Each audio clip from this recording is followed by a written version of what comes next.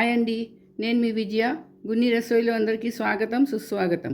ఈరోజు నేను మీకు గ్యాసు స్టవ్ వెలిగించకుండా ఎక్కువ కష్టపడకుండా 10 నిమిషాల్లో మార్కెట్ కన్నా కాస్ట్లీ స్వీట్ తింటే మీరే నమ్మరు. ఇంత కాస్ట్లీ స్వీటు ఇంత తక్కువ ధరలో ఎలా అయిందని. ఇది చాలా బాగుంటుంది. అసలు ఎవరు నమ్మరికి ఇది ఇంట్లోనే చేసుకుంటారని. ఇది మార్కెట్లో దొరికిన స్వీట్ కన్నా చాలా బాగుంటుందండి. రండి, ఇది ఎలా చేస్తారో చెప్తాను. ముందుగా ఒక మిక్సీ జార్ తీసుకోవాలి. అందులోని 1/2 కప్పు ఖర్జూరం, దీనికి గింజలు తీసేసాను, పచ్చి ఖర్జూరం ఇది. ఈ ఖర్జూరంలో గింజలు తీసేసానండి, చూడండి. ఇది వేసుకోవాలి. తర్వాత కొంచెం గసగసాలు, 1 చెంచా గసగసాలు, అలాగే చిన్న 1/2 కప్తో జీడిపప్పు, 1/2 కప్పు చిన్న 1/2 కప్తో కిస్మిస్లు, ఇవన్నీ వేసి ఇది బాగా గ్రైండ్ చేసుకోవాలి. ఇలా పేస్ట్ చేసేసుకోవాలి. పేస్ట్ చేసుకొని దీన్ని ఇప్పుడు ఒక బౌల్లోకి తీసుకోవాలి. ఇలా బౌల్లో తీసుకొని పెట్టుకోవాలి.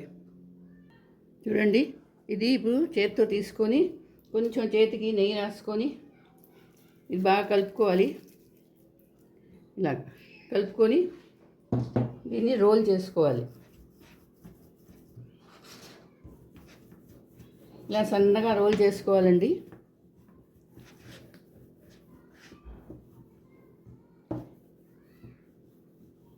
ఇది పెద్దదైపోయింది, 2 ముక్కలు చేసుకుంటున్నాను. ఇదిగో ఇలా రోల్ చేసుకో పెట్టుకోవాలి.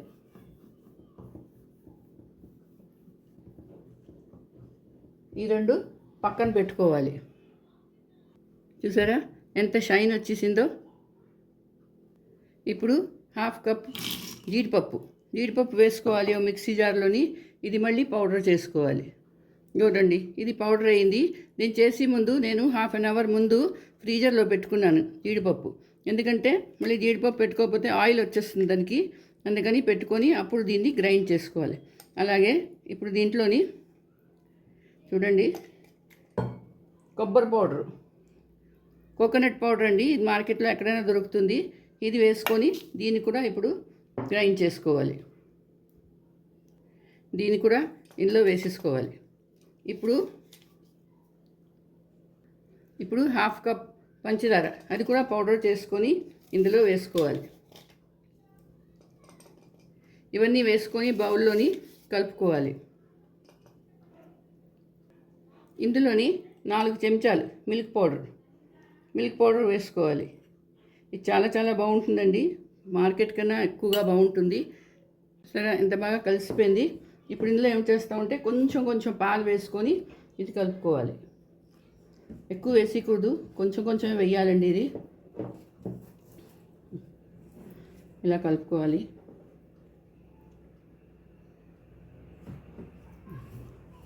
రెండు చెంచాల కన్నా ఎక్కువ తగలదు. ఇలాగా గట్టిగా పేస్ట్ అయిపోవాలి.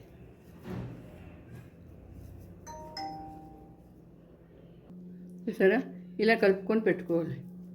ఇప్పుడు దీన్ని ఏం చేస్తామంటే ఒక బటర్ పేపర్ తీసుకుంటాము. బటర్ పేపర్ తీసుకొని దాని మీద పెట్టుకోవాలి. పెట్టుకొని ఏం చేయాలంటే దీన్ని ఇప్పుడు రొట్టెల కర్రతో ఒత్తుకోకుండా చేత్తోనే ఒత్తాలి. ఇగో చూడండి, ఇలా కొంతసేపు పొడుగ్గా చేసుకొని పెట్టుకోవాలి. దీన్ని ఒక్క మాట ఇప్పుడు రొట్టెల కర్రతో ఒత్తుకోవాలి.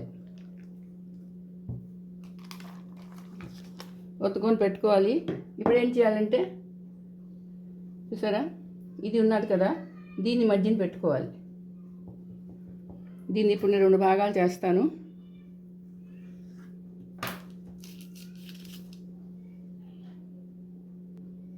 ఇప్పుడు చూడండి, దీంతో పాటే రోల్ చేయాలి.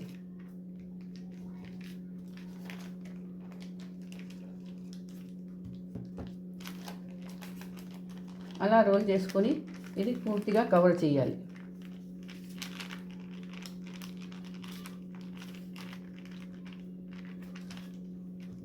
ఇది మొత్తం ఇలా కవర్ చేసుకొని పెట్టుకోవాలి. చూసారా, ఇలా రోల్ చేసి పెట్టుకోవాలి. ఇప్పుడు చూసారా, ఇలా రెడీ అయిపోతుంది. ఇది ఇలా పొడుగ్గా కొంతసేపు నేను చేసిన తర్వాత ఒక 1/2 అవర్ ఫ్రిడ్జ్లో పెట్టాను. ఎంత ఏంటంటే కొంచెం గట్టి పడుతుంది. ఇప్పుడు దీనికి ఇది చాందీ వర్క్ అంటారు. చూడండి, ఇదే స్టోర్లోనే దొరుకుతుంది మీకు. దీన్ని కొంచెం తీసుకురావాలి. దీన్ని ఇప్పుడు దీని మీద పెట్టుకోవాలి.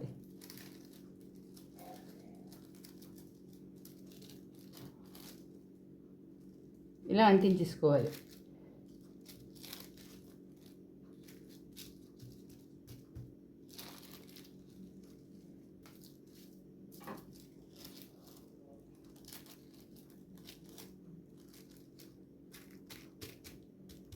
చూసారా, ఇలా అంటించేసుకుంటే ఇది స్వీట్ లుక్ వస్తుంది. ఇప్పుడు చాక్ తీసుకొని మనకి ఎంత పొడుగు కావాలంటే అంత, చూసారా ఎంత ఈజీగా కట్ అయిపోతుంది. ఇది ఫ్రిడ్జ్లో పెట్టాను కదా, అందుకని చాలా చాలా ఈజీగా కట్ అయిపోతుంది. చూడండి,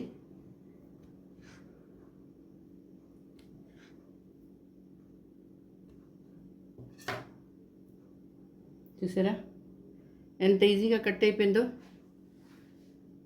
ఎంత బాగుందో చూడ్డానికి. ఇదిగోటండి, స్వీట్ రెడీ అయిపోయింది. ఇది చాలా చాలా బాగుంటుంది. మీరు మార్కెట్ కన్నా ఎక్కువ బాగుంటుంది. ఇంట్లో చాలా తొందరగా చేసుకోవచ్చు. ఇది ఎవరికైనా ఇస్తే వాళ్ళు పోల్చుకోలేరు, ఇది ఇంట్లో చేసారా బయట మార్కెట్ నుంచి తెచ్చారా అని. చూడండి, ఇదిగో చూసారా చాలా బాగుంటుంది. టేస్ట్ కూడా చాలా బాగుంటుంది. ఇది చూడండి, ఇది చూడ్డానికి ఎంత బాగుంది, తినడానికి మరీ బాగుంటుందండి. మరి మీరు చేసుకోండి, అందరికీ పెట్టండి. అలాగే నా ఛానల్ నచ్చితే తప్పకుండా సబ్స్క్రైబ్ చేయండి, లైక్ షేర్ కూడా చేయండి, కమెంట్స్ చేసి చెప్పండి ఎలా ఉన్నదో. మళ్ళీ ఇంకో వీడియోతో కలుస్తాను. అంతవరకు సెలవు.